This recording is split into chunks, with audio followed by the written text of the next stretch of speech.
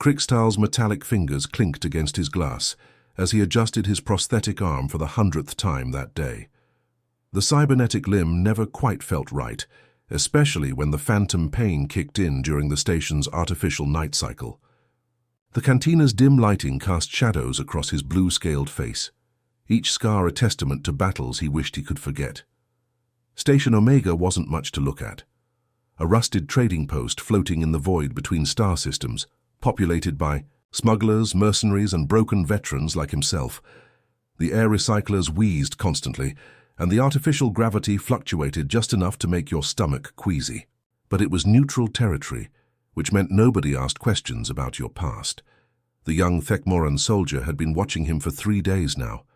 Velnos, barely out of training by the look of his pristine uniform and nervous mannerisms.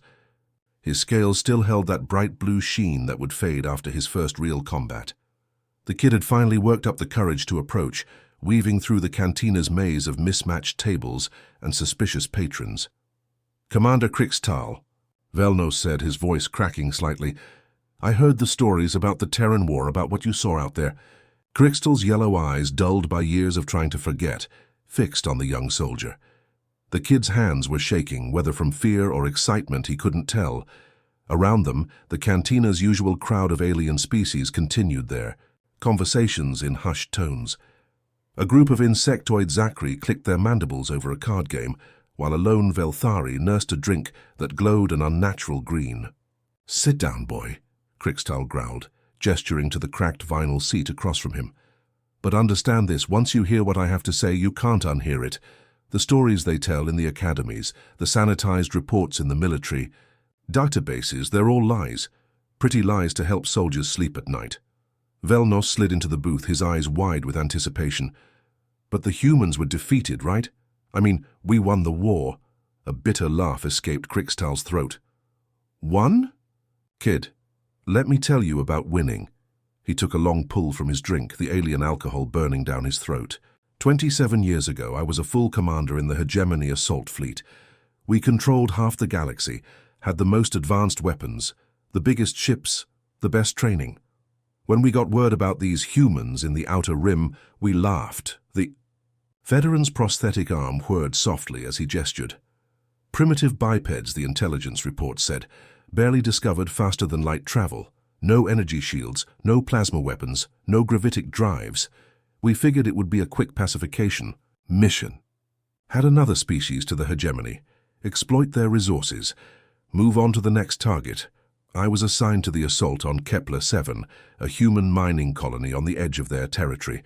Nothing special about it, just a rock with some valuable minerals and maybe 50,000 colonists. We brought 3 battle cruisers and a full invasion force, enough firepower to crack a moon." Krikstal's eyes grew distant, staring past Velnos into memories he'd tried to bury. "The orbital bombardment started at dawn, their local time. Standard procedure: hit the military installations, knock out communications, then demand surrender. But something was wrong from the start. The humans weren't running to bunkers or trying to evacuate. They were moving toward the mining facilities. Commander Dai Ho was his name. We intercepted his communications to the colony. Even now, 27 years later, I can still hear his voice." Krikstal's scarred face twisted with something between admiration and horror. He was calm, collected, giving orders like he was organizing a company picnic. But his orders, they were insane. Velnos leaned forward, hanging on every word. "What kind of orders?" He told the civilians, families, children, elderly, to head into the deepest mining tunnels, said they'd be safe there. We thought he was trying to protect them from the bombardment. Krikstal's voice dropped to almost a whisper. But then he ordered the tunnel supports to be demolished. Thousands of tons of rock came down, crushing everyone inside. His own people, his own families. The young soldier's face went pale. That's impossible. No commander would sacrifice his own civilians. That's what we thought too, but it got worse. As our troops landed and began securing the mining facilities, we realized why he'd done it. The tunnels weren't just shelters. They were the colony's infrastructure.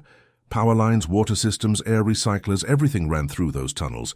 By collapsing them, he'd turned the entire colony into a death trap for anyone trying to occupy it. Crixtal's prosthetic hand clenched into a fist. But Deho wasn't done. He had an engineer, a woman named So Young. While we were trying to figure out how to restore power to the surface facilities, she was down in the fusion reactor complex, alone. She'd been modifying the reactor cores for hours, turning them into the largest bombs ever created on that world. The reactors were the only things still functioning after the tunnel collapse. We needed them to power our occupation forces, to run the mining equipment, to make the whole operation profitable. The veteran's voice cracked with emotion. The moment our engineering teams activated the first reactor, So Young detonated all 3 cores simultaneously.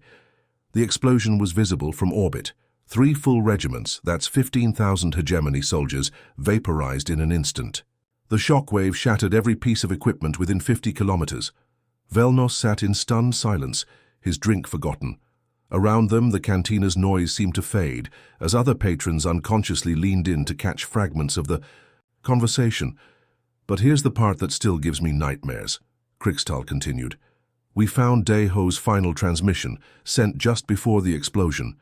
He was talking to other human colonies, warning them about our tactics, our weaknesses, our ship configurations. He'd been studying us during the entire battle, learning from our attack patterns. That's when I realized the truth. They weren't fighting to win that battle. They were fighting to teach every other human colony how to defeat us. They turned their own destruction into a lesson for their species. Every death, every sacrifice, every desperate measure was data to be shared with the next world we'd attack. Crixtal finished his drink and stared at the empty glass. That's how humans fight, boy. They don't just resist conquest. They make conquest so expensive, so brutal, so pyrrhic that eventually you stop trying to conquer them. They turn their own weakness into our greatest fear. The old veteran stood slowly, his prosthetic leg clicking softly against the floor. Other hegemony won the Battle of Kepler-7. We held the smoking crater that used to be a thriving colony. But every human world we attacked after that was ready for us, had learned from Deho's sacrifice. Each battle cost us more than the last, until we were bleeding ships and soldiers faster than we could replace them. As he prepared to leave, Crixtal placed a heavy hand on Velnos's shoulder. You want to know the real truth about the Terran War? We didn't defeat the humans. They taught us that some victories aren't worth winning, and that, young soldier, is the most terrifying lesson any species can learn. Velnos ordered another drink, his hands still trembling from the first story.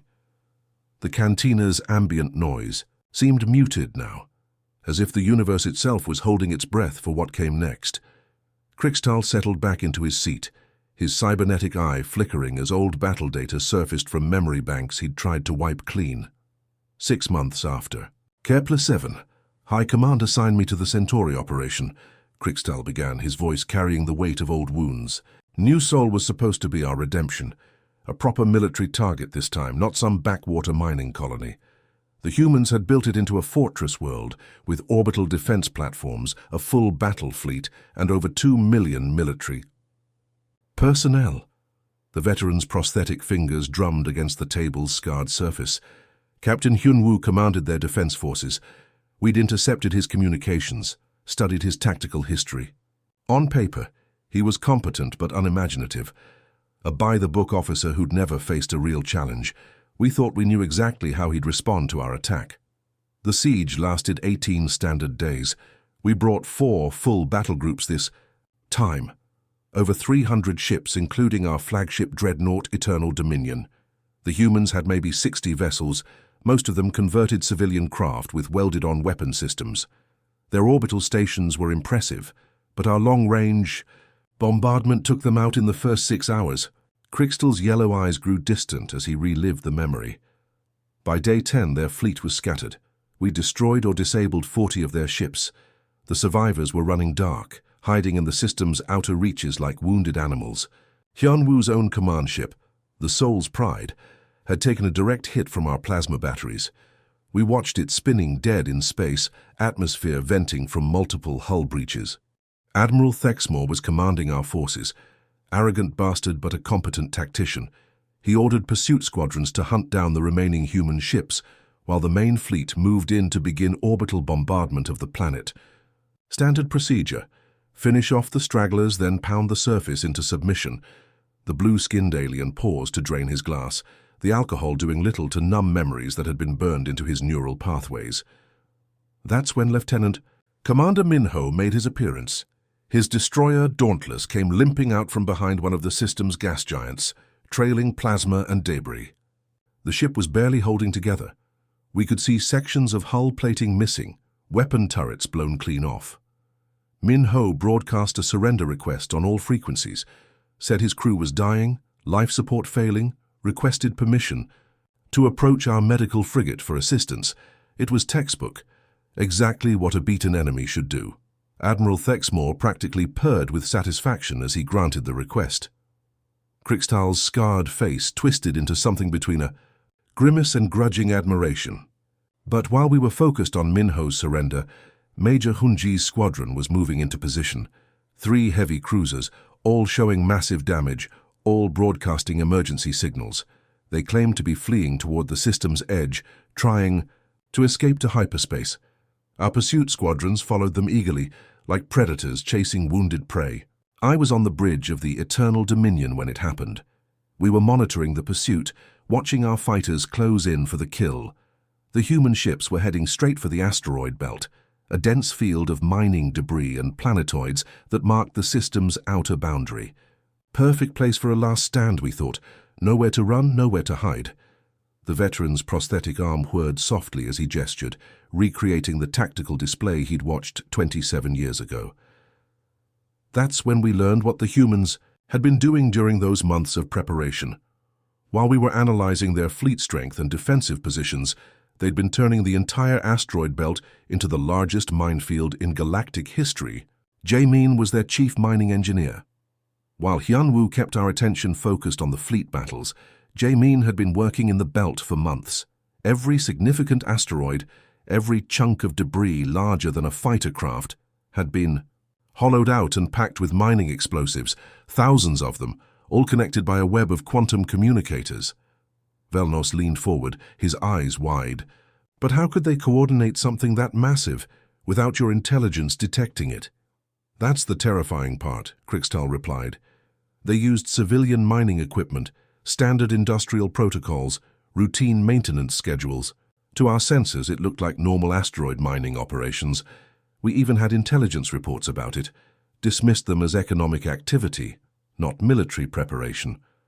When our pursuit squadrons entered the belt, chasing Yunji's retreating ships, Jae-min triggered the entire network at once. Imagine every piece of rock within 100,000 cubic kilometers suddenly becoming a fragmentation bomb. The explosion was visible from 3 star systems away. The old soldier's voice dropped to barely above a whisper. 47 hegemony. Ships were in that belt when it detonated. Cruisers, destroyers, fighter squadrons, all vaporized instantly. But that wasn't the worst part. The debris field that followed turned every piece of shattered rock into a kinetic weapon, traveling at incredible velocity. Our ships outside the belt were hammered by a storm of supersonic fragments. Bridge armor that could withstand plasma cannons was punctured like paper. The debris cloud expanded for hours, catching ships that thought they were safely out of range. Krixtal's cybernetic eye flickered as trauma subroutines activated, trying to process memories too intense for organic neural tissue. But somehow, impossibly, human ships started emerging from the chaos. Vessels we'd confirmed destroyed, crews we'd written off as casualties. The Soul's Pride, Hyunwoo's supposedly crippled flagship, came online with full power and weapons ready. That's when we met Sujin. Her cruiser, Inchen's Hammer, had been dead in space for 8 days after taking multiple direct hits. We'd seen the crew abandoning ship, watched life pods ejecting into the void. But when the debris storm cleared, there she was, weapons hot and closing fast on our damaged formation, the veteran's hands clenched involuntarily. We boarded the wreckage of one of her sister ships later, trying to understand how they'd survived. What we found, it still haunts me. Sujin had kept her ship operational by redirecting life support power to weapons and engines.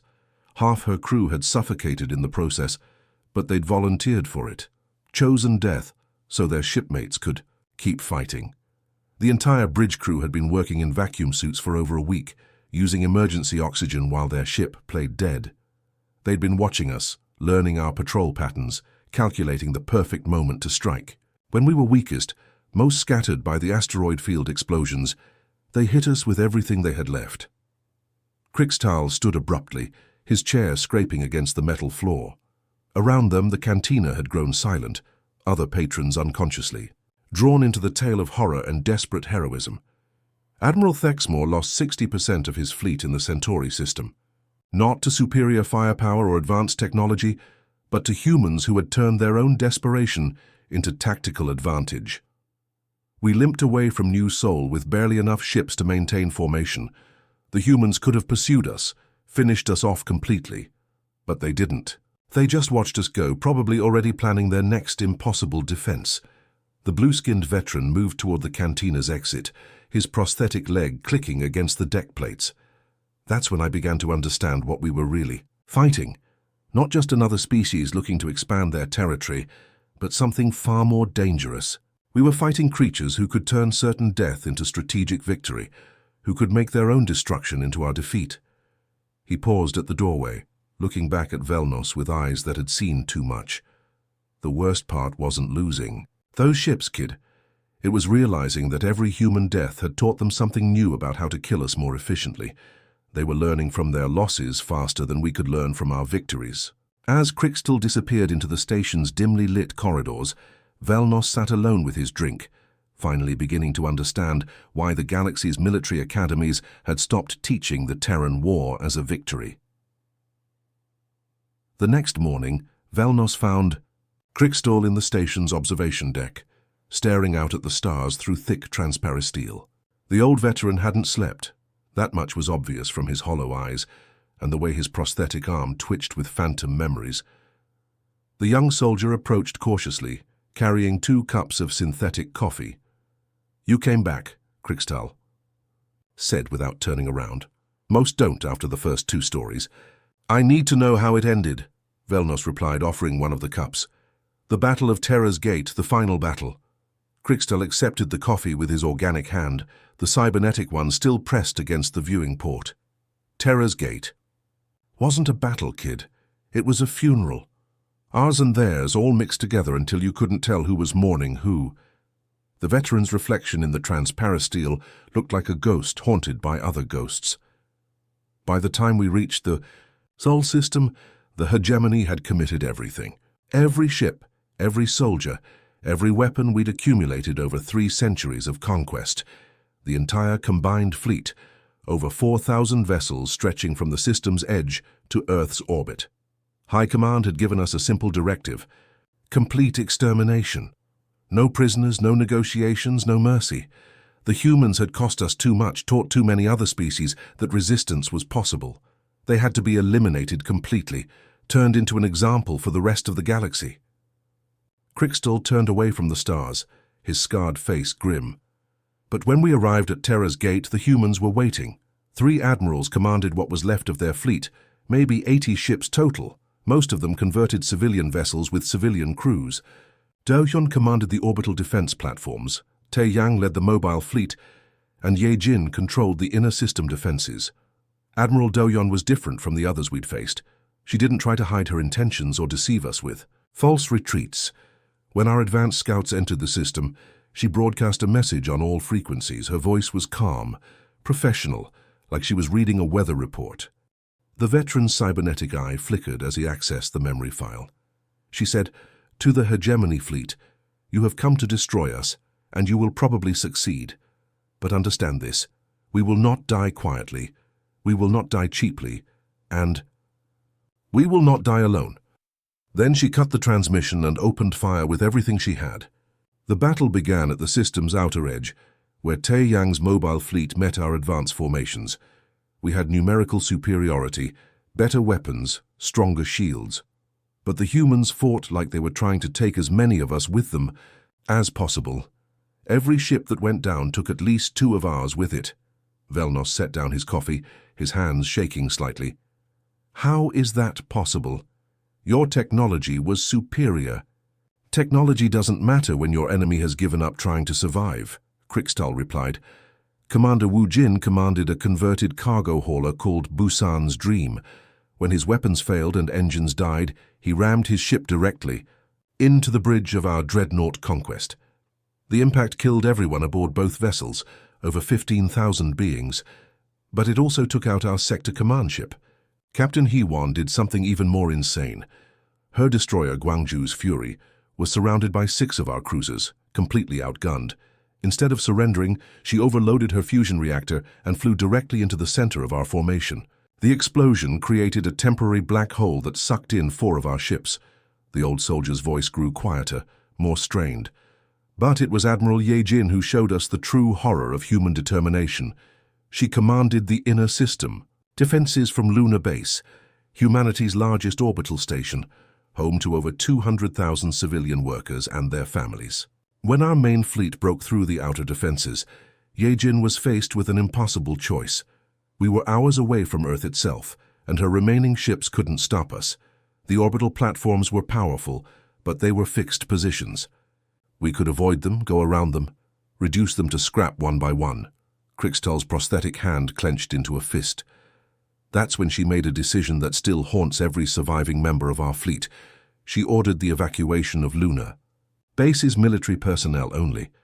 The civilians, families, children, elderly workers, were told to remain at their posts, that evacuation ships were coming for them. But there were no evacuation ships. Ye Jin had converted Lunar Base into the largest bomb in human history. When our command ship, Eternal Supremacy, moved into optimal firing position, she detonated the station's fusion cores while 200,000 innocent humans were still aboard. Velnos gasped, his coffee cup falling to the deck. She killed her own people.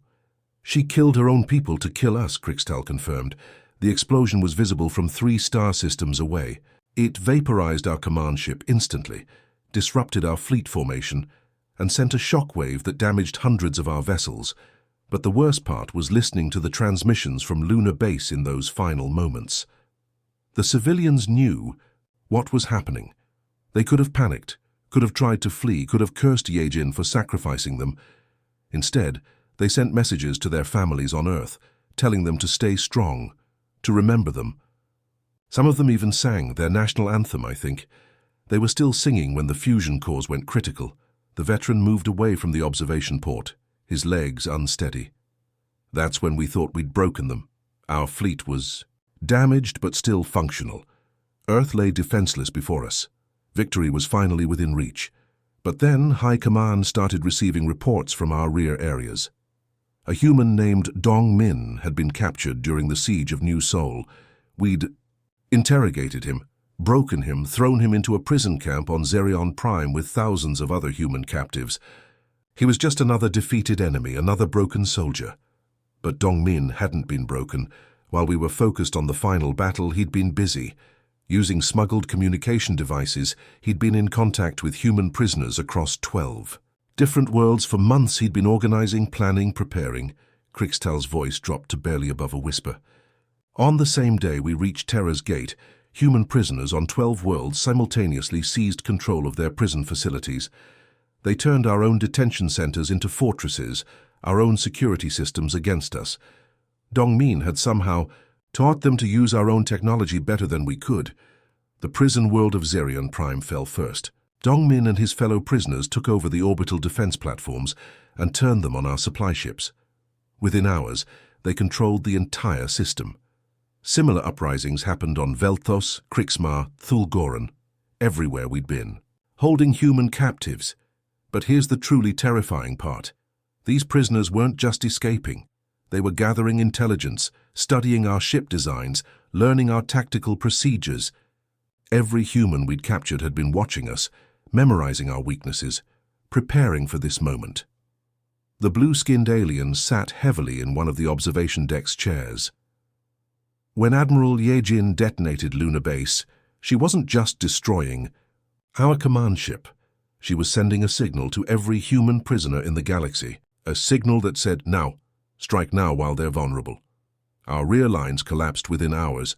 Supply convoys were ambushed by ships that shouldn't have existed, crewed by prisoners who shouldn't have been able to operate them. Communication.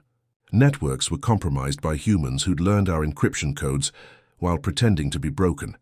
Krixtal looked up at Velnos with eyes that had seen too much. We had won the battle for Earth, but we were losing the war. Every victory against the humans had cost us more than we could afford. Every human we'd captured had become a weapon pointed at our hearts. That's when High Command called for a ceasefire. Not because we couldn't destroy Earth. We had the firepower to turn it into molten slag, but because we realized that killing every human on their homeworld wouldn't stop the ones scattered across the galaxy. It would only make them more dangerous. The old veteran stood slowly, his prosthetic limbs clicking softly. The humans had taught us the most terrifying lesson any conqueror can learn, that some species become more dangerous when you defeat them. They had turned their own destruction into our greatest nightmare. As he walked toward the exit, Krixtal's final words echoed in the empty observation deck. We came to Terra's gate to end the human threat. Instead, we learned why no sane species ever tries to completely exterminate another. Because survivors have nothing left to lose, and nothing left to lose makes them infinitely more dangerous than anything they were before. 3 days had passed since Krixtal's last story, and Velnos had spent every waking hour in the station's archives, desperately searching for official records of the Terran War. What he found didn't match the veterans' tales. Sanitized reports spoke of tactical withdrawals and strategic repositioning, never mentioning the horror Krixtal described. The young soldier needed to hear more, needed to understand how the galaxy's greatest military force had been humbled by a species that barely knew how to leave their own star system. He found Krixtal in the station's engineering section, watching. Repair crews work on a damaged freighter. The old veteran seemed fascinated by the welding sparks, his cybernetic eye recording every movement of the human engineer overseeing the repairs. Still having nightmares about human engineers? Velnos asked, approaching cautiously. Krixtal didn't turn around. That human over there just redesigned the entire power coupling system while we've been talking. See how he's routing the plasma conduits through the auxiliary manifolds. Our engineers would never think to do that. They'd follow the manual, use standard configurations, take 3 times as long. Humans don't think like us, the veteran continued. They see a broken machine and imagine 10 different ways to make it work better than it did originally. It's terrifying and beautiful at the same time. Velnos settled beside him on a supply crate. Tell me about the innovations, about how they turned your own weapons against you. Krixtal's scarred face twitched with old memories. It started small. During the siege of Arcturus Station, we damaged one of their escort ships. The sole defender was dead in space, main power offline, weapon systems fried. We figured it was just another piece of debris to clean up after the battle. But their chief engineer, Jin Wu, had other ideas. While we were busy mopping up the rest of their fleet, he was down in the wreckage with a repair crew working by emergency lighting and sheer stubbornness. We had monitoring drones watching the derelict, but they just showed normal salvage operations. The veteran's prosthetic hand traced patterns in the air, sketching the memory. 6 hours into the cleanup, our sensors picked up an energy spike from the supposedly dead ship. Before we could react, the sole defender opened fire with weapons that shouldn't have existed. Jin Wu had somehow connected their plasma cannon directly to our own power cells, salvaged from destroyed hegemony fighters. The improvised weapon punched through our cruiser's shields like they were made of paper. But that wasn't the impressive part. The impressive part was that he'd done it using nothing but manual tools and spare parts, while his ship was spinning in the vacuum with no life support. Krixtal's cybernetic eye flickered as trauma subroutines activated. I was part of the boarding party that investigated the wreck afterward. What we found, it changed everything we thought we knew about human capabilities. Jin Wu had literally rewired his ship's entire electrical system by hand, in the dark, while wearing a bulky spacesuit. The modifications he'd made were brilliant, connecting incompatible technologies in ways our best engineers said were impossible. He'd turned a dead warship into something more dangerous than it had ever been when it was fully operational. Velnos leaned forward, captivated. But surely that was just luck. One skilled engineer getting lucky? That's what we thought too, Krixtal replied grimly. Until we met Mi Young at the Battle of Wolf 359. She was the technical officer aboard a human science vessel that had been converted for military use. When our patrol squadron intercepted them, we expected easy prey. A research ship with improvised weapons couldn't possibly threaten military vessels. Mi Young proved us wrong in the most spectacular way possible. She'd been studying our ship, designs from sensor recordings, analyzing our weapon signatures, learning our technology better than we understood it ourselves. When the battle started, she activated something that should have been impossible. The old soldier's voice dropped to an awed whisper. She'd built a device that could reverse the polarity of our plasma weapons.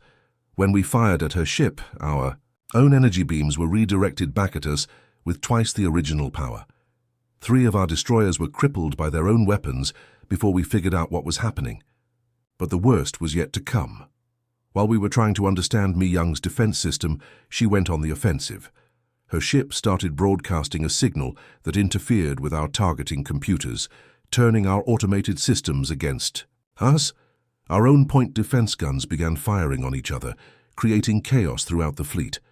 Krixtal stood and began pacing, his prosthetic leg clicking against the metal deck. That's when High Command realized we weren't just fighting humans anymore. We were fighting human-improved versions of our own technology. Every weapon we'd lost, every ship they'd captured, every piece of equipment they'd salvaged, it all came back to haunt us. The worst example was the Indomitable. We destroyed that ship during the first assault on the Vega system, watched it break apart under concentrated fire from 3 battle cruisers. The crew pods were scattered, the hull was split open, the reactor core was vented into space. It was a textbook kill. 6 months later, that same ship appeared at the Battle of Proxima, and it nearly ended the war right there. Velnos's eyes widened. The same ship, but you said it was destroyed. It was destroyed, Krixtal confirmed. What came back was something else entirely. Chief Engineer Subin and her team had somehow reassembled the wreckage, but they'd done more than just repair it. They'd improved it using technology they'd salvaged from a dozen different hegemony vessels. The Indomitable now mounted weapons from 4 different alien species. Subin had somehow made them all work together. Hegemony plasma cannons, Velthari, particle beams, Zachary disruptor arrays and human kinetic weapons, all powered by a hybrid reactor system that violated every law of physics we knew. The veteran's scarred face contorted with remembered terror. Our scientists said it was impossible. You can't mix different energy frequencies like that without creating cascade failures. The power requirements alone should have overloaded any known reactor design. But there it was, firing weapons that shouldn't exist at targets that couldn't defend against them. Captain Sang-ho commanded the rebuilt vessel. We'd captured him during the original battle, held him prisoner for 3 months before he escaped. During a prisoner transfer, we thought he was just another broken enemy officer, traumatized by his ship's destruction. We were wrong. Sang-ho had been studying us during his captivity, learning our tactics, our weaknesses, our standard responses to different situations. When he returned to command the Indomitable, he wasn't the same person we'd captured. Krixtal's cybernetic eye zoomed in on the human engineer still working on the freighter. His tactical officers, Jung-Soo and Hai-Won, had developed something we'd never seen before. They could predict our battle formations before we implemented them, counter our strategies before we deployed them. They'd turned military doctrine into mathematics, reducing centuries of combat experience to predictable equations. During the Battle of Proxima, they demonstrated this capability in the most humiliating way possible. The Indomitable faced an entire hegemony battle group, 12 ships including 2 heavy cruisers. Hyung-Soo transmitted our own tactical plans back to us before we'd finished formulating them. "You'll try to flank us using Formation Delta 7, his message said. "Your heavy cruisers will target our engine section while your destroyers focus on weapons arrays. This will fail because we've already repositioned to exploit the gap in your overlapping fields of fire." The veteran's voice cracked with something between admiration and horror. He was right. Every move we made, every strategy we attempted, they'd already prepared counters for. It was like fighting an enemy who could see the future or who understood us better than we understood ourselves. The battle lasted 4 hours. When it ended, 11 of our 12 ships were either destroyed or disabled. The Indomitable suffered minor hull damage and lost 2 crew members. 2 crew members against an entire battle group. Krixtal turned away from the repair work, his expression haunted. That's when I realized the true horror of what we were facing. The humans weren't just adapting our technology, they were evolving beyond us. Every defeat taught them something new. Every captured weapon became the foundation for something better. Subin's engineering team had created hybrid technologies that surpassed anything their original designers had imagined. Sangho's tactical innovations had turned warfare into a science that we couldn't comprehend. They were becoming something more dangerous than any single species had a right to be. The old soldier moved toward the exit, his prosthetic limbs whirring softly. We'd created our own worst enemy by fighting them. Every battle had made them stronger. Every victory had taught them how to defeat us more efficiently. They'd taken our greatest strengths and turned them into their advantages. As he disappeared into the station's corridors, Krixtal's final words echoed behind him. The most terrifying thing about humans isn't their technology or their tactics. It's their ability to learn from anything, to adapt to everything, to turn every disadvantage into a strength. We didn't just lose battles to them, we lost the capacity to surprise them. And in warfare, predictability is death. A week had passed since Krixtal's last story, and Velnos had barely slept. The young Thekmoran soldier found himself jumping at shadows, analyzing every human he saw in the station's corridors with new eyes, the maintenance worker fixing air recyclers, the merchant haggling over supply contracts, the security guard making his rounds.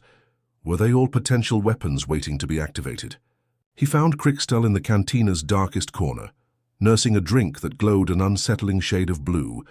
The veteran looked older somehow, as if reliving those memories had drained something vital from him. When Velnos approached, Krixtal didn't look up. "You want to know how it ended," the old soldier said. "It wasn't a question. The reports say we won," Velnos replied, sliding into the worn seat across from him. "They say humanity surrendered unconditionally." Krixtal's bitter laugh echoed through the cantina. "We won? Kid, let me tell you about winning. 3 days after the Battle of Proxima, High Command received a transmission from Earth. Not a surrender, not a plea for mercy, an invitation." The veteran's cybernetic eye flickered as he accessed memory files he'd tried to delete countless times. Ambassador Jiho appeared on every screen in the hegemony fleet simultaneously. She was sitting in what looked like a simple office, wearing civilian clothes, speaking in the calm tone you'd use to discuss the weather. "To the commanders of the hegemony forces," she said, "we would like to extend an invitation for immediate peace negotiations. Please send your representatives to the coordinates we're transmitting. Come alone, come armed, come with your entire fleet. It makes no difference to us. We'll be waiting." Krixtal drained his glass in one gulp. Admiral Thexmore was furious. Here we were with the largest military force in galactic history, having just lost a battle group to a single human ship, and they were inviting us to talk. He wanted to glass every human world and be done with it. But High Command had run the numbers. Every engagement with human forces had cost us more ships, more soldiers, more resources than we could sustain. The prison world uprisings had disrupted our supply lines across 12 sectors. Our own technology was being used against us by people who'd learned to improve it beyond our understanding. The blue-skinned alien signaled for another drink, his prosthetic hand trembling slightly. So we went to their little meeting. Diplomatic shuttle, minimal escort, expecting either a trap or a trick. What we found was worse than either. The humans had chosen a neutral asteroid base for the negotiations. Ancient thing, abandoned mining station from some long-dead civilization. When our shuttle docked, Ambassador Jiho was there to greet us personally. No guards, no weapons, no security detail, just a middle-aged human woman in a business suit. Velnos leaned forward, captivated despite his growing dread. What did she want? That's the beautiful, terrifying part, Krixtal replied. She didn't want anything. She was offering us something. A way out of the war that didn't involve the complete destruction of the hegemony. Jiho led us to a conference room where other human representatives were waiting. Diplomat Kyung Mi, Trade Coordinator Jun Ho, Military Advisor Sang Wook, all of them calm, professional, polite, like they were discussing a minor border dispute instead of the fate of multiple civilizations. The veteran's scarred face twisted with remembered confusion. Kyung-mi spread out star charts showing hegemony, territory, human settlements, contested systems. Then she started talking about trade routes, resource sharing, mutual defense agreements. She was planning the peace before we'd even agreed to end the war. But it was what Sang-wook said that made us realize the true scope of what we were dealing. Samwith? He pulled out detailed analysis of every major battle we'd fought, complete tactical breakdowns of our strategies, psychological profiles of our commanders. The humans knew us better than we knew ourselves. Krixtal's cybernetic eye zoomed in on a human couple sharing dinner at a nearby table, watching them with the intensity of a predator studying prey. Sang-wook showed us projection after projection. What would happen if the war continued for another year, another decade, another century? The mathematical models were terrifying in their precision. According to their calculations, the hegemony could win the war. We had the ships, the firepower, the resources to eventually overwhelm human resistance. But victory would cost us 90% of our fleet, cripple our economy for generations, and leave us vulnerable to every other species in the galaxy. You'll win, Sang-wook told us, but you'll be so weakened by winning that every other civilization will see you as easy prey. The Velthari will attack from the rim worlds, the Zakri will hit your industrial centers, and within 50 years the hegemony will be a footnote in galactic history. The old soldier's voice dropped to barely above a whisper. That's when Jiho made her offer, complete human integration into the Galactic Council, with all the rights and responsibilities that entailed. Humans would become citizens of the galaxy, subject to council law, contributors to council defense. In exchange, they wanted something that should have been impossible to grant. They wanted the hegemony to formally acknowledge that the Terran War had been a mistake, that human resistance had been justified, and that humanity's defensive actions had been necessary for their survival. Velnos's eyes widened. They wanted you to admit defeat publicly. Worse than that, Krixtal continued, they wanted us to admit that we'd learned something valuable from fighting them, that human innovation, human tactics, human determination could benefit the entire galaxy. They weren't just asking for peace, they were asking us to make them partners. And the most terrifying part was that their offer made perfect sense. We'd already seen what humans could do with limited resources and obsolete technology. Imagine what they could accomplish with access to the Council's advanced science, established trade networks, and diplomatic infrastructure. The veteran stood slowly, his prosthetic limbs clicking softly against the floor.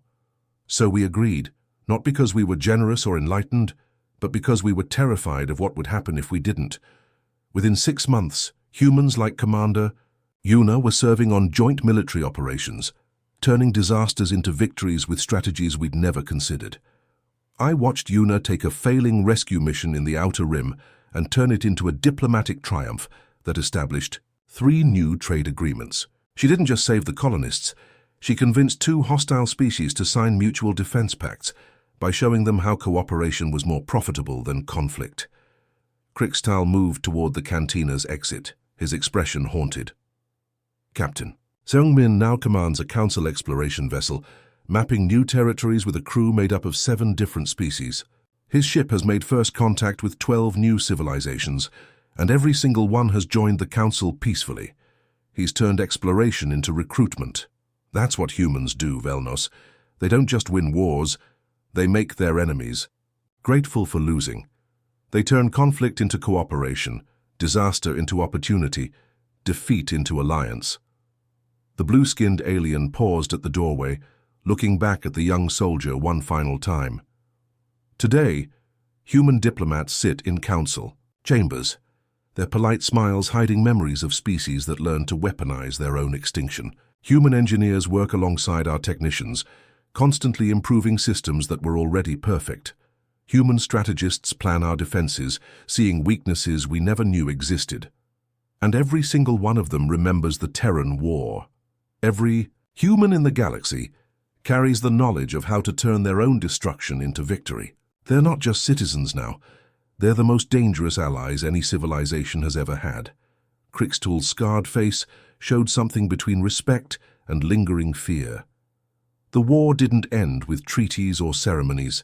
It ended with the realization that humans had solved the ultimate problem: how to make their enemies need them more alive than dead. Remember this lesson, young soldier.